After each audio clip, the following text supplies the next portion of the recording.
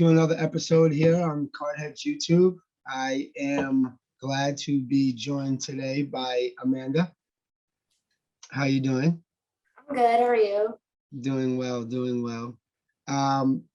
Amanda is going to help us understand the world of Pokemon cards. She is an avid collector from what I've seen. She has some very cool cards that I've seen on her page, and I am genuinely interested to hear your insight into this and to learn about this segment of cards. It's a segment that we at Card Hedge are starting to really look into and add to our platform due to just how much interest is in that area of cards. So thank you again for joining us, and why don't you introduce yourself a little bit? Yeah. Like you said, my name is Amanda. On Instagram, my page is Tyranitarded. I've been big into Pokemon since like as long as I can remember. I mean, I started as a kid, obviously, with kindergarten. I remember drawing pictures of Charizard and stuff, and it all started kind of from watching the show as a kid, and then getting into the video game. So my first entrance into the whole thing wasn't even really card related. But obviously, after the first game I played was on the Game Boy Advance. After that, it was just downhill from there. So after that, I started getting into the cards. When I got into it, that's viewing around the WotC era, which is like the Wizards of the Coast, which is like a company that they still, I believe, print cards nowadays, just they don't print Pokemon. So people typically call it the WotC era, Wizards of the Coast. When that ended with a set called Sky Ridge, and I believe like 2003 or 2004, then Pokemon Company actually took over printing the cards themselves, and that's people saw like a really big shift in even like the art styles, the quality of the cards, everything kind of changed a bit. So in terms of vintage collecting, there's almost like it's like a BC AD kind of thing. You have the WotC in behind, and then you have EX era and forward. So when I got into it, was right when that era was kind of ending, and I didn't know anything else about it when I was a kid other than shiny cardboard. And I was like, oh cool, shiny figures of Pokemon.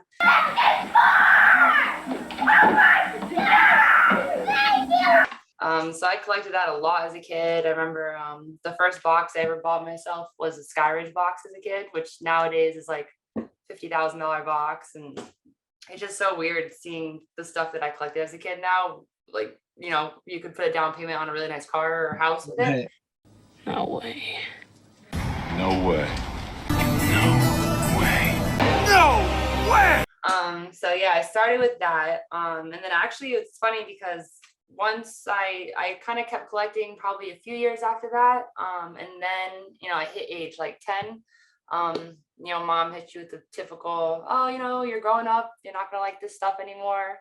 Let's sell it now while it's worth, a few bucks, because it's not gonna be worth anything. It's cardboard. And of course, as a kid, you're like, I can make $200 off the stack of 5,000 cards. Hell yeah, let's go. So unfortunately, I did end up, me and my brother, and we still talk about it to this day, how he sold my cards off, and we were all like happy. We're like, yeah, we made $200. And looking back now, I mean, there's cards in there that alone were worth like, if they were in good condition, you don't really know at this point, but could have been worth $10,000 and stuff. Right. And you look back, but you don't want to look back because you're like, And why? Why? I actually took a break from TCG collecting from there up until about 3 years ago. I did stay with, I've always loved Pokemon. I'm more of a gamer, like video games and stuff. So that's where I stuck with it the whole time. And then it was right around when a set called Cosmic Eclipse and Team Up came out, which is probably like 3 or 4 years ago. Probably 3 years ago, more like. But then I was like, oh, cool, Pokemon cards. I used to collect these as a kid. Why not? I'd buy a few packs here and there. And then I started looking into the vintage market, which is the stuff I collected as a kid. And I was seeing the prices of these things, and I was like, whoa, I was like, that's a lot different from how I remember it. But then, You called your brother up and you said, yeah, oh, literally, yeah. I talked to him right now. I was like, hey, you know those cars you got rid of? We probably shouldn't have got rid of them. Ron, where are you? I'm in a glass case of emotion. But and this was probably about 9 months before the Logan Paul thing happened, where he bought the base set box, and he really kind of re-stimulated the market as far as Pokemon goes.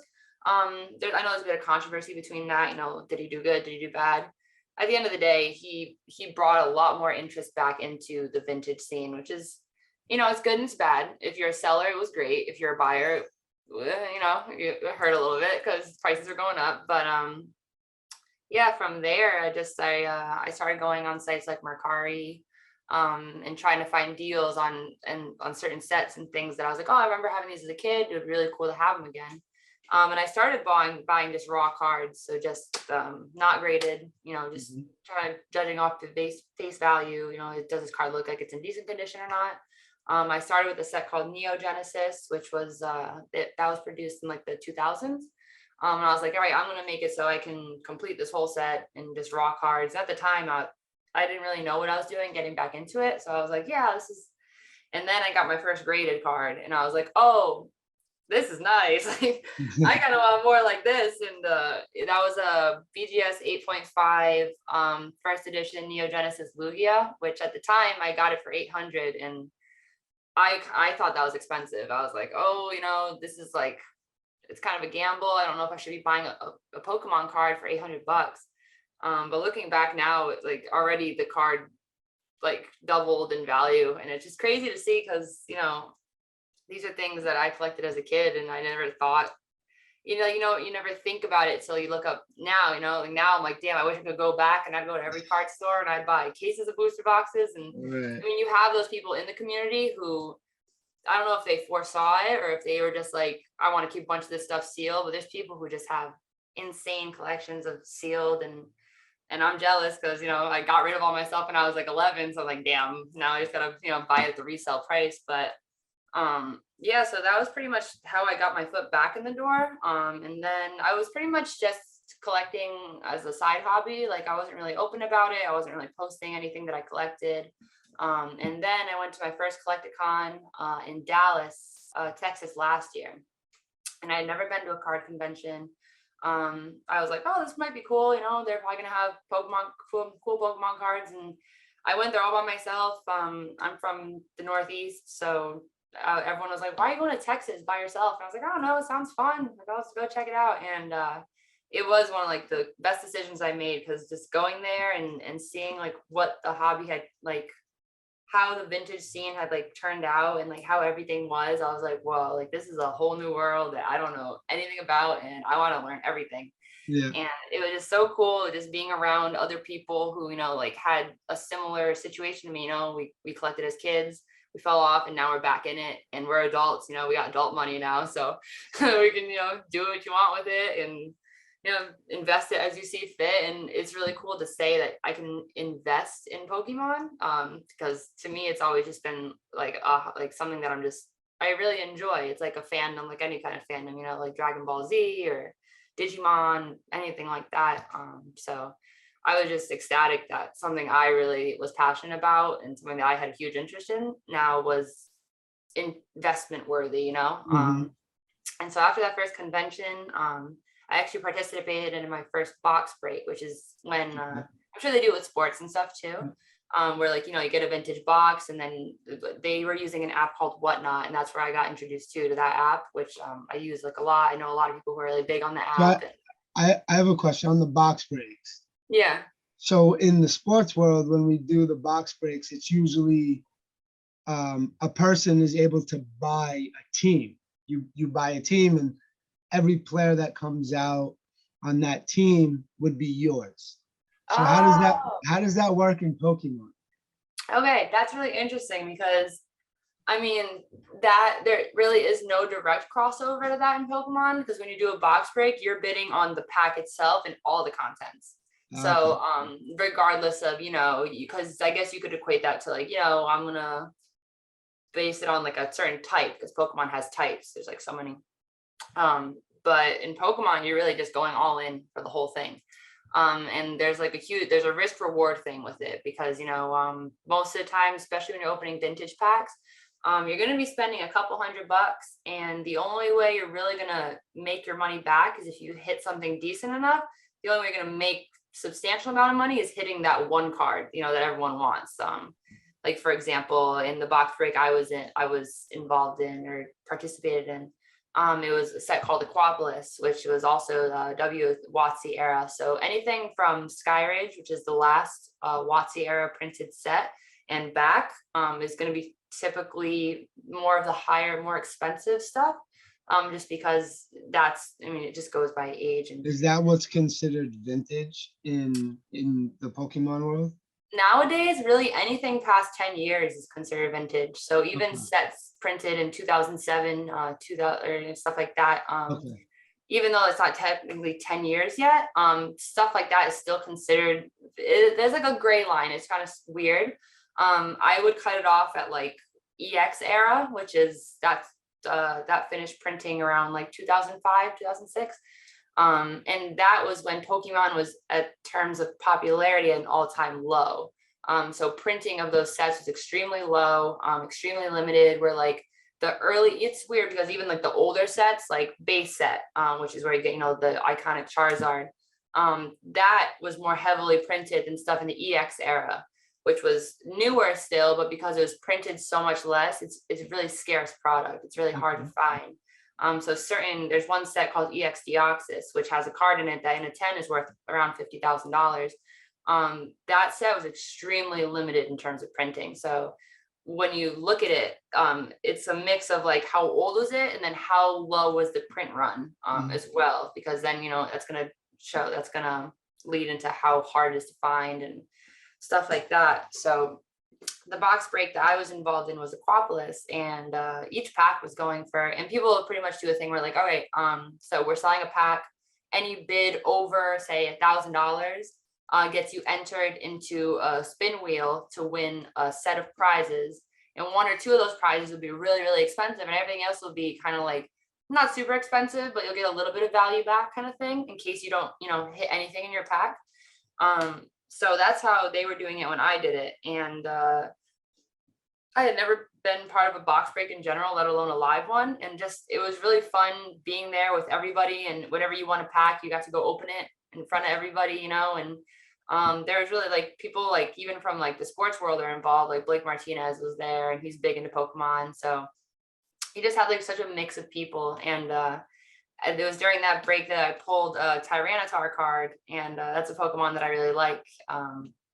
And that was like it was just like so cool to me just to be able to pull that in front of people. I was so excited. We looked at it, and the first thing people do usually when you pull the card is you check it out, because I don't know how it is in sports as far as printing quality goes, but even if you pull that card, the chance you get in the 10 in Pokemon is pretty low.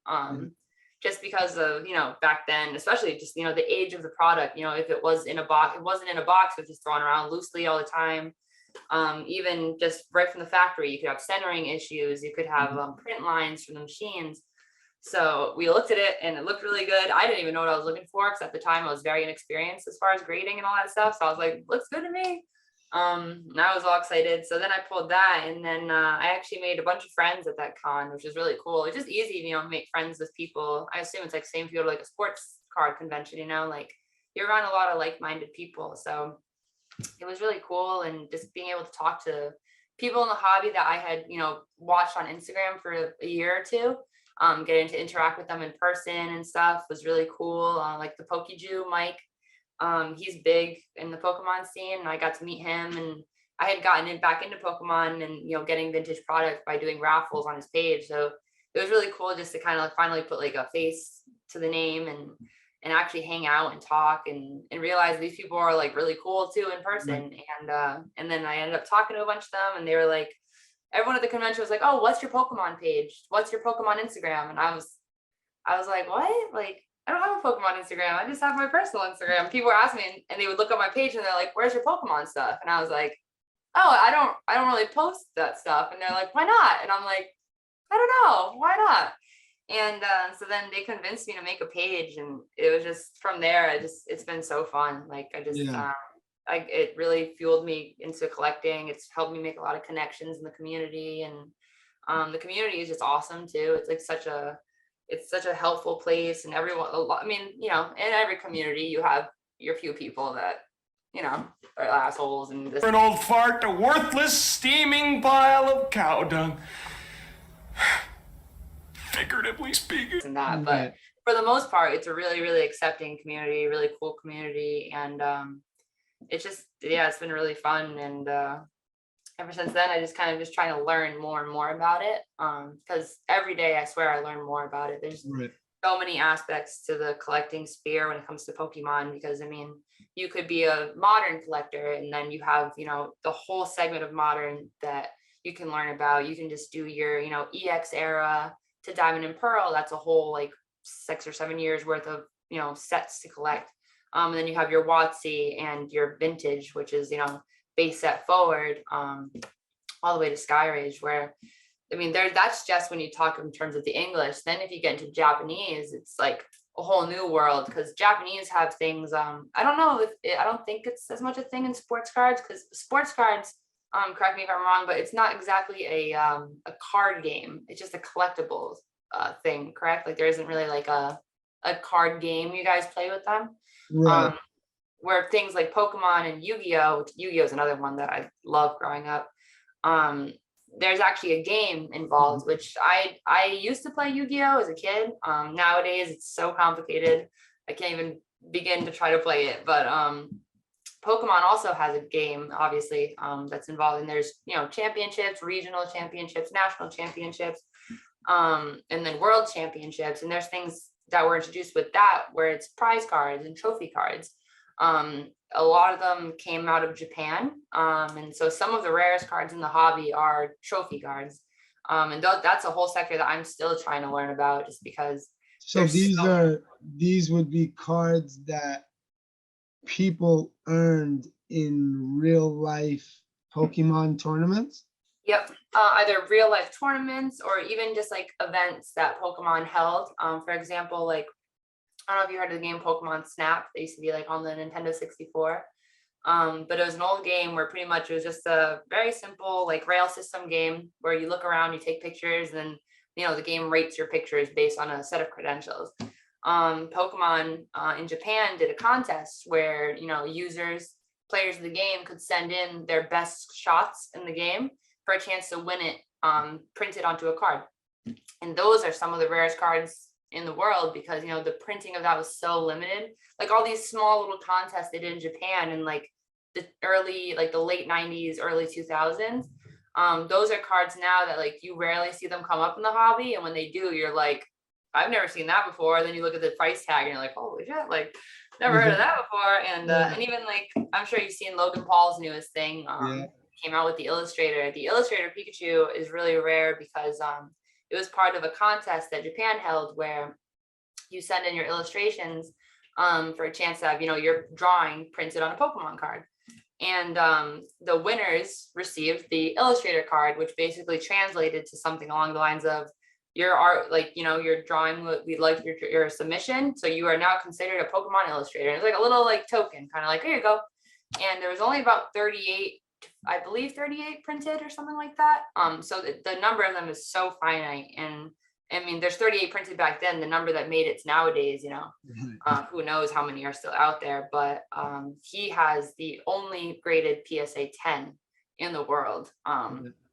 And that card is typically known as the most expensive card in the hobby, just because of like its scarcity. But there's so like, where there's the Illustrator Pikachu, there's so many like offshoots of types of cards like that were given out in contests. And there's a thing called the Players Club in Pokemon where for playing the TCG, you would be awarded points. And then you would, tally up your points, send in your point tally to the play promo. I'm not exactly sure how it works because it was a Japanese thing. But then they would award you a card based on how many points you got. So there's like these certain cards, like they come from the EV evolutions. So you have, Jolteon, Flareon, Vaporeon, Umbreon, Espeon, and they're given out based on how many points you had. So one was 10,000, 20,000, 30,000, 40,000, 50,000. And those cards too are the one that's given out 50,000. The Umbreon is in a 10 worth around $80,000.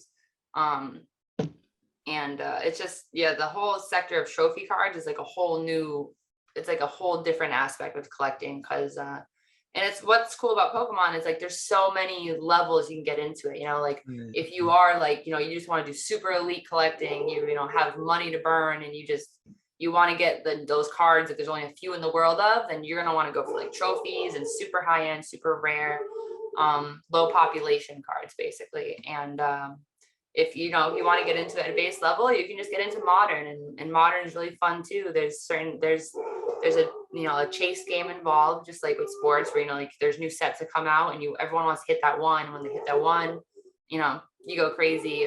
It's a little different because I know with sports there's more of like one-of-one cards that are released, right?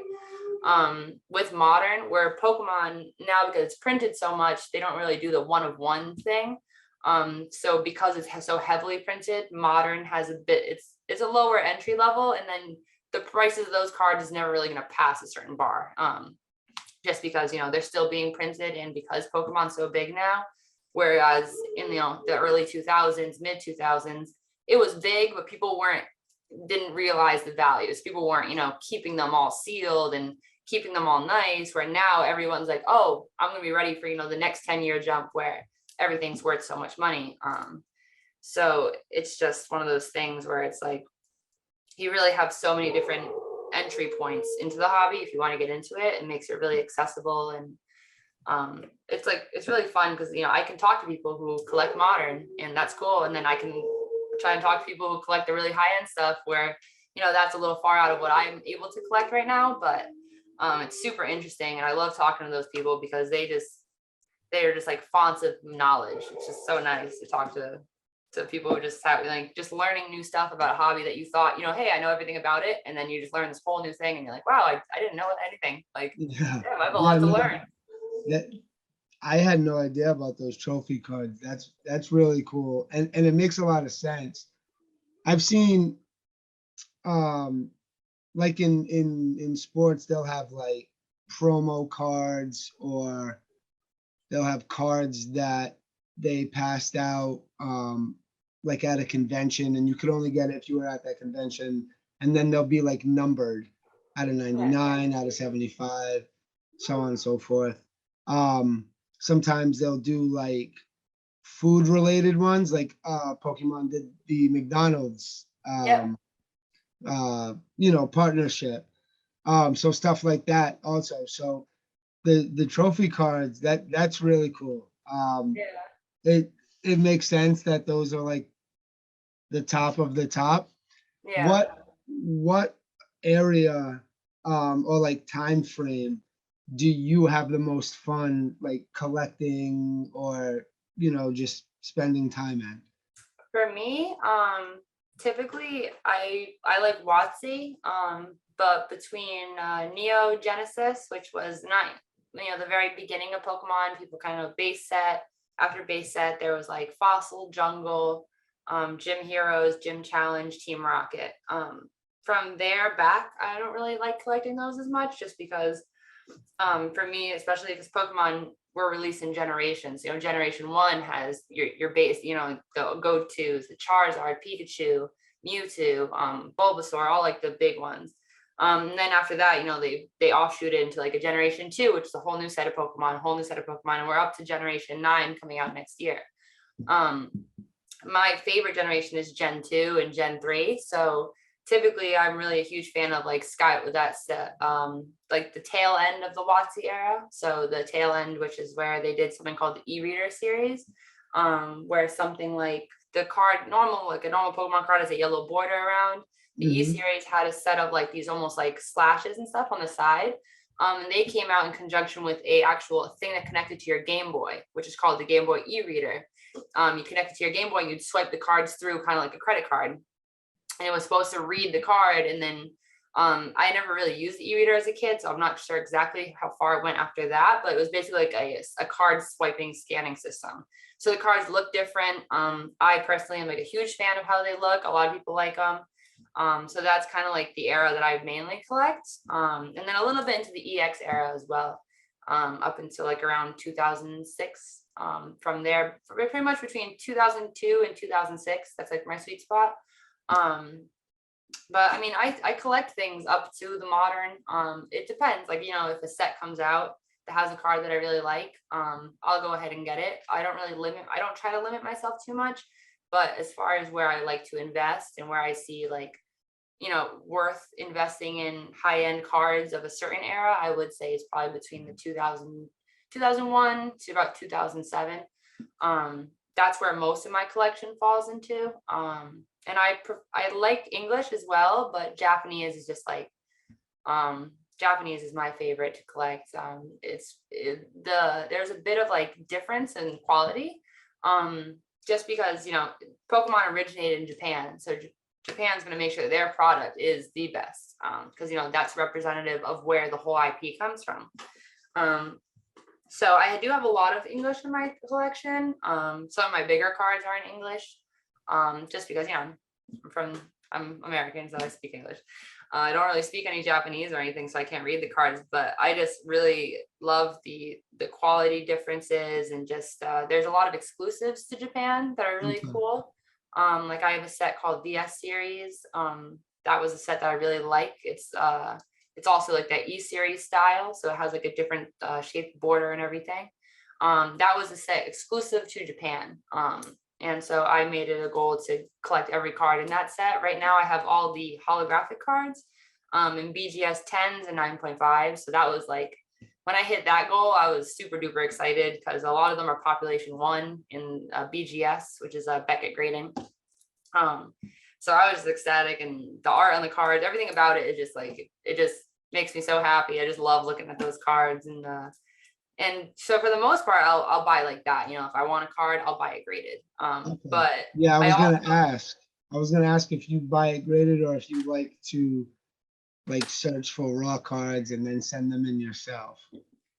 That's fun. I really do. If I can find a minty card and send it in, I would love that. It's, for me, I've had a hard time finding cards of that era in good enough condition where, you know, they could get a grade that I would like. Where to get around that, I really like ripping open vintage packs, which is like a love-hate thing for me, because I do consider myself like a sealed collector as well. So I have some vintage product that's sealed, and I love looking at it sealed. It's just so nice to see it in its original condition from, like, you know, 2002. But then there's a part of me that just loves chasing cards in vintage. And I was in Tampa in December, and at a collector's con, and we went to a booth, and they had a collection that they had bought off of, I believe it was like an estate sale. So basically, it was a guy who was big into collecting Pokemon. Fortunately, he passed away, and his wife just threw everything he had into the garage. And one day, she called the shop and was like, "I have a lot of Pokemon."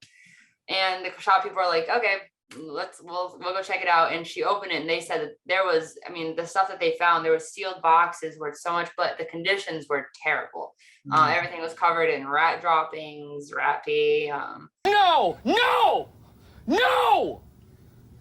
mold, you know, everything, the whole nine, because it was not well kept.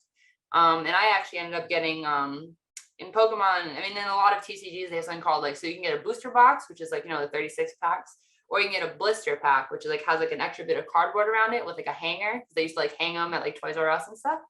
I found one of those, and it was in the window, and it was sun bleached to hell. Like, it was the ugliest blister I've ever seen in my life. It was from the Expedition set, which is an E-series set from WotC. And I looked at it, and I was like, that is ugly. And I was like, the only thing you can do is rip that open. There's no point keeping it sealed, you know? So for me, I was like, well, you know, it's a really cool blister, because I have one sealed in really good condition that I don't want to open because it's too pretty, you know? And I saw that one, and I was like, I need to rip that. So I got it for a really good price. They're really negotiable. So I got it for a really good price. And a friend of mine also got another pack from them. And we're like, all right, we're going to open them together. And in Pokemon, sometimes people do like a pack battle. I'm assuming they probably do it in sports too, where, you know, like two people like open packs. Whoever gets the bigger hit, you take the other person's cards too. Yeah. It's almost like a fun little gambling thing. Yeah. So, you know, my friend would be like, oh, well, pack battle. It was more of a joke. So he opened his pack. He didn't get anything. And so it was late. It was like 3 a.m. We're at the lobby hanging out with a bunch of people from the community. And they're like, oh man, are you going to open that one? And I was like, why not? You know, I got it for a steal. Might as well rip it. It's fun, you know. Even looking at the cards that aren't holographic, they just bring back so much nostalgia. It's like, you know, as a kid, you had them and stuff. So I just go and I'm just ripping it, just going through. And then I ended up pulling the Charizard from the set. And I just wasn't expecting it at all. A friend of mine, not Shabam, he actually got it on camera. So he like had the whole thing filmed and everything. And we pulled it out and we're like, whoa, you know, like it was a Charizard.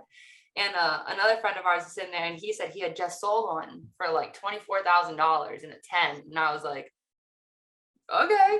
Yeah. And so I was looking at it, but I'm very like, I'm like a little bit of a stickler when it comes to like, I try to, you know, be very critical. So I looked at it and I was like, you know, it could 10. I don't know if it'll 10.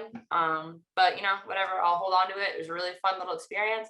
I ended up grading it. It did hit a 10. So it's just, Nice. that's You a still really have it? yeah, so I actually have it right here. Nice. This is it right here. Very nice. But yeah, it was such a cool experience just because, you know, before I was like, I buy most of my cards. I don't typically grade a lot of my cards. That was actually my first submission. I submitted that and that Tyranitar card I told you that I pulled at the first convention. They both hit 10s. Nice. Which I was just ecstatic about because I've never done a submission, and then to hit 2 10s was like so surreal. I remember like when my friend called me to tell me the grade, I like was jumping up and down like a little kid. Like I felt like a little kid that we just got totally going to Disney World. I was like, oh my God.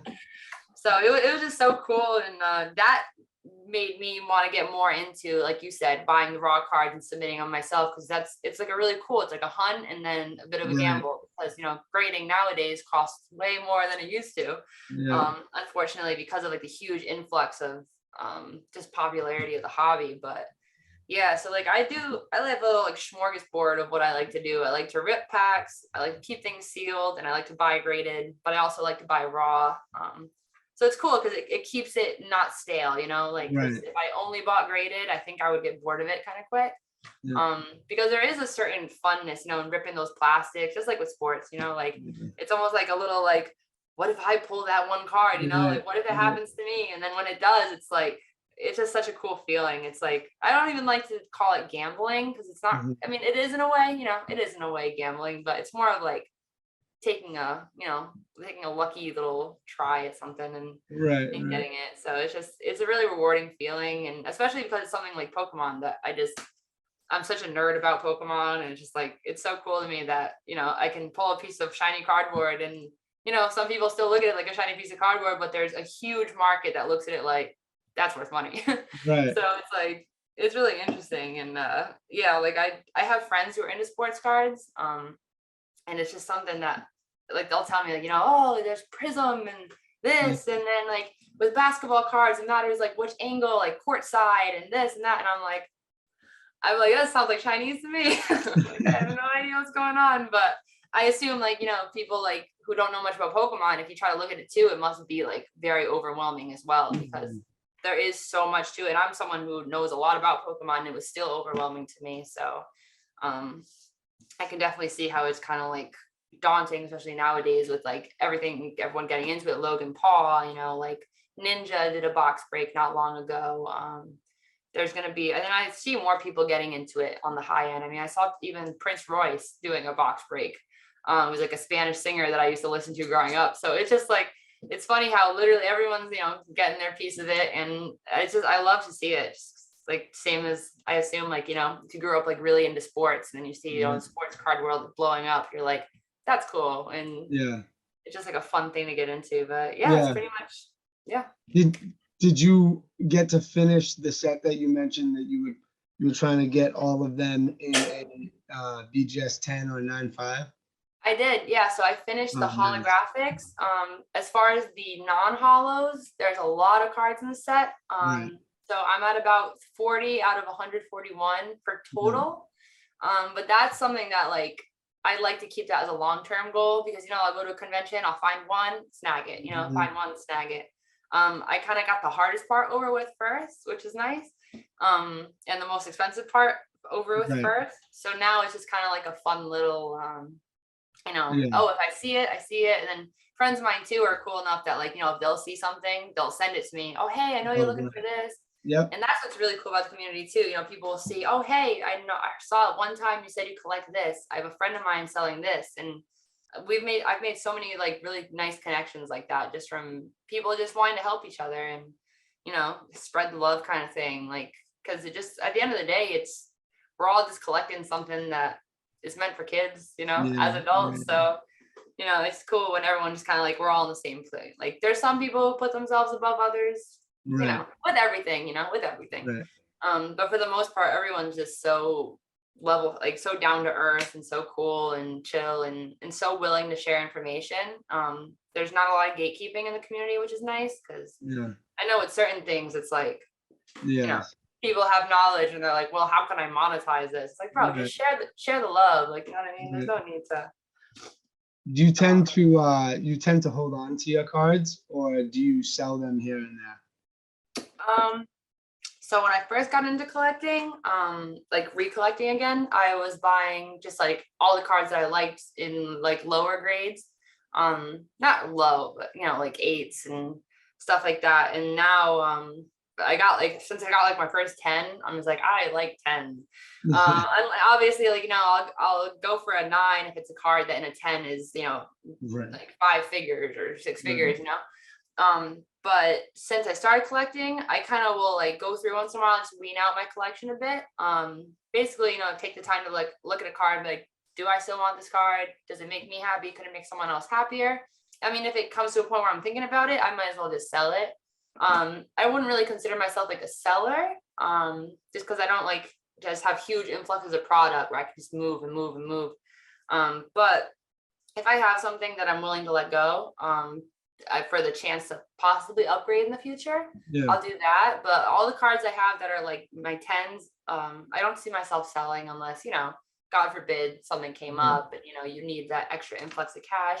It's nice to know that you have, you know, a set, that, you know, you have something that you can pretty much cash in if you really needed to. But I'm hoping that it never comes to a point where, you know, I need to sell anything that I really like just because it just, once you have it, you know, just why not hold on to it Right. if you like it with anything. Yeah. But yeah, I like to hold, I'm like a little bit of, when I have stuff I like, I kind of like hold on to it near and dear. So Right. Yeah. It's cool. You mentioned Yu-Gi-Oh earlier. My son's like very much into Yu-Gi-Oh right now. oh really? Yeah, he plays with his friend. They have this. There's a computer game. Well, they have it on the phone too. Is it Master Duel? I don't even know the name, Yeah. but I see him playing it all the time. And now he's in the middle of building this certain deck Yeah. in real life. So he was sitting down. He had me order them on Amazon, and then there's a flea market near, like, close to where we live, and there's a couple people there that have some Yu-Gi-Oh cards. So we'll go over there and he digs through the binders and like pulls out the ones that he wants. But it's just funny because he'll wake up and he'll be like telling me some stories, and I have no idea what he's talking about. He's like, I got a photon, blue-eyed dragon, Yeah. blah blah blah, and I'm like, word. Yeah. You're like, that's cool. I have no idea Yeah. what you're talking about. Right. Yeah. But No, that's awesome. He yeah, actually likes playing too. That's really cool. yeah, he plays it every day, and he has like this paper board, so they play in real life with their cards. But it's interesting. It's a whole nother aspect Yeah. of Oh yeah, if collecting. you actually play the games, that's a whole other aspect of collecting too, because like, you know, when you're just collecting it, you know, based on face value or just like, you know, I like the art of that card, or, you know, I had that card as a kid, so I want it, versus, you know, collecting because you need to build the deck, you know, to Right. play a certain way. There's certain cards that just because of their viability in the game itself have value. Right. So like some collectors be like, why is this card, you know, raw worth $20? It's a common card. People who play the game are like, because it's really playable and I need 5 in my deck, you know? Yeah. So it's really, Yeah. yeah, That was the other thing. He's like, exactly. Dad, I need 3 of these. I'm like, why? Yeah. Buy one. He's like, no, I need 3. Yeah. I'm Yu-Gi-Oh like, is very like that. okay. Yeah. No, I watched, because like I said, like now I mean, he's young, so he probably grew up with Yu-Gi-Oh already being so much more complex than Yeah. it is. But like when I grew up, Yu-Gi-Oh was so much more simple, and now there's things like Link Summon and like Pendulum Summon and all this stuff, and I'm like, what happened to like the only two things when I was a kid were ritual and polymerization. So I was like, I look at there's like 7 different ways you can play now. Yeah. And I just like watching people play on that Master Duel game. It's like it's kind of like an online version of the card game, where like Yeah. you So build that's a gotta deck be. online. Yeah. Yeah, that's probably what he's playing. And I Yeah. watch people play that, and I'm like, I could never. It's cool because some of the things I recognize, like, oh, I remember that card from when I was a kid, and I'm like, yeah, and they just did something 3 times that I just have no idea what's going Right. on. Yeah. But I kind of wish sometimes I wish I got more into actually playing a TCG as opposed to just collecting them. But I mean, like, it's a lot of learning. It's a lot of time. But yeah, one day I hope to just kind of take the time to sit down and just even learn the Pokemon TCG game, just because I have no idea in the slightest how the Pokemon game works. I know how like video games work. I love playing the games. I'm pretty good at the games. I understand like the competitive aspect in the video game, not in the card game. And it would be cool because maybe if I got into stuff like that, I'd understand maybe more of like how difficult it really is to get like those trophy cards, that you're talking about and Right. stuff. And, like the level of skill that these kids have, and they just focus on like, building these decks that no one else has, or, that no one else uses, and all these different combinations. It's just like, it's just crazy to me. And I love when kids, are into Pokemon, into Yu-Gi-Oh, because as a kid, I remember I was into it, and my mom would ask me every now and then, she's like, so why is it good? Why should I let you play with this stuff? Why should I let you do this? Or is this really good for you? And I was like, I would tell her, I was like, Mom, I'm like, in the Pokemon game, there's all dialogue. I was like, I'm reading. I was like, I'm learning new words. I was like, she's like, but it's bad for your eyes. And I'm like, yeah, but I learned, like, I remember bringing her, like, I learned what hail was because of Pokemon, because there's a move in hail. I mean, a Yeah. move in Pokemon called hail, and it makes little ice balls fall from the sky. Right. And I was like, oh, that's what hail is. I remember that was like my, like, I brought it to her, and I was like, I learned a new word from my video game. And she's like, did you? And I'm like, yeah. And I remember being like, you can learn with it too. So it was like educational. And Right. but especially like, yeah, like with like the kids doing that, it's just so much strategy building and so much like mental, like you're doing so much brain thinking, and just like I love when kids are into that kind of stuff. I mean, kids are into like a lot of stuff nowadays. It's growing up now is a lot different from when I grew up. I'm assuming from when you grew up. And there's like Fortnite, and in social media is very prevalent now growing up. Or when we were kids, we're like, I remember when Facebook came out, I was like, how do I do this? MySpace, you're like, oh, cool, I'll make my page. And so it's really different. And it's nice to see that kids are still taking the time to be interested in things like trading cards and trading card games, and like all that kind of stuff. And like, I love when I go to like the last convention we went to, there's a mom came up to me, and she was like, oh, are you Tyranitarded? And I'm not used to being like, addressed like that, because my page is so really, really small. And I was like, yeah. And she's like, oh, my son loves your page. Can you take a picture with you? And I remember just being like, yeah, like, oh my God. I'm like, this is so cool. Like, I just sometimes I forget that, there are a lot of kids who are into it. And Right. because, most people I interact with are adults that we grew up with it. We're adults now, where there's kids who are growing up with it now. And Mm-hmm. it's really cool to be able to kind of even like the little kid, like my niece, she's like 4, and I remember when I gave her first Pokemon card, and now she has a little collection like at her house. She has a little drawer she opens up, and she has all her Pokemon cards in there, and she just will take them out and give them their own name. She's like, this is Squishy, and this is this. And I'm like, you go, girl, you got your thing going. So yeah, I tell my cousin all the time, like, oh, it's my fault, I'm making her into a Pokemon nerd. She's like, yeah, it's okay. And Yeah. no, it's cool. It's cool to see like the next generation getting into it. Yeah, for sure. Because it's so different, but at the same time, it's the same, So Mm-hmm. Yeah. it's really cool to see. Awesome. For sure. I agree. Well, this has been lots of fun. For sure. Yeah. I learned a whole lot about Pokemon that I had no idea about. No, yeah, I'm glad. Yeah, it's like I said, there's so much to learn. So it's just getting your foot in there, and then from there, you'll just keep learning. Yeah, absolutely. So before we end, what is the best place for people to, follow you or reach out to you if they have questions on Pokemon? anything, Pokemon, Yu-Gi-Oh related, stuff like that? Definitely my Instagram. So it's Tyranitarded, on Instagram. That's it. Yeah, anything that people have questions with, if even people just want to talk, if anyone, is looking for stuff, they need help searching for certain cards. I know a lot of people who are really good at finding stuff, whether it's high end or low end. And I always love you just want to talk about it, we can just talk about it. Like, it's always fun for me just talking to other people in the hobby, anyone who, even if you want to get into the hobby, I'd love to help anyone get into it too. So, yeah, like just through there, through my Instagram, shoot me a DM. And then we can go from there. Great. Yeah, I'll make sure that I put the link to your Instagram down in the description so anybody who is interested can reach out to you. So, Awesome. Thank you again. all right, thank you. Absolutely. And thanks everyone for watching. And make sure to stay tuned for more episodes.